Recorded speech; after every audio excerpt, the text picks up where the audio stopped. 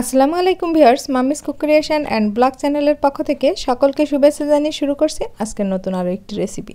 আর আজকে আমি আপনাদের সাথে শেয়ার করব কোনো রকম তিতকুন ভাব ছাড়া মজাদার সরষে ইলিশের রেসিপি।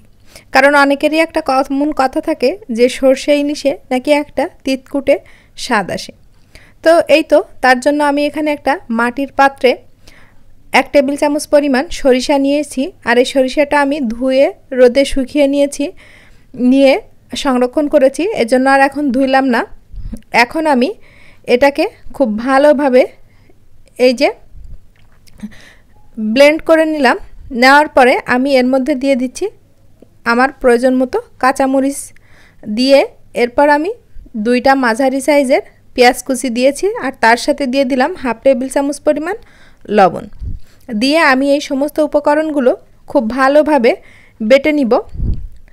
এভাবে বাটার পর একদম প্রায় শেষ পর্যায়ে এসে আমি এখানে 1/2 টেবিল চামচের একটু কম পরিমাণে হলুদ অ্যাড করেছি। আর এই হলুদটা দেওয়ার পর আমি সব মিশ্রণটা খুব ভালোভাবে মিশিয়ে নিয়েছি। আর এরই মধ্যে আমি চুলায় একটি কড়াই বসিয়ে তেল গরম করে নিয়েছিলাম। এখন তেলটা গরম হয়ে গিয়েছে। আমি 4 টুকরা মাছ তেলের মধ্যে দিয়ে একটু ভালোভাবে নেড়ে দিলাম যেন মাছটা কড়াইয়ের সাথে লেগে না যায়। এরপর আমি যে মিশ্রণটা তৈরি করেছিলাম ওই মিশ্রণটাই দিয়ে দিচ্ছি। দিয়ে খুব ভালোভাবে আমি কিন্তু মাছটাকে কষিয়ে নিব। তার জন্য মাছটাকে কিছুক্ষণের জন্য চুলার পর এভাবে করে রেখে দিতে হবে এবং কিছুক্ষণ পর পর একটু নেড়ে দিতে হবে। এতে করে মাছের ভিতর মশলাটার যে স্বাদ খুব ভালোভাবে চলে যাবে।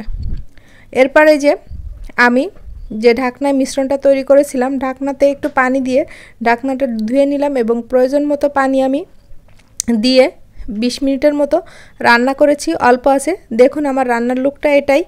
তো এভাবে যদি আমার রান্নাটা কারোর পছন্দ হয়ে থাকে প্লিজ আমার ভিডিওতে একটা লাইক দিয়ে দিবেন, আর যদি সম্ভব হয় আমার চ্যানেলটিকে সাবস্ক্রাইব করে পাশে থাকতে পারেন। আল্লাহ হাফেজ।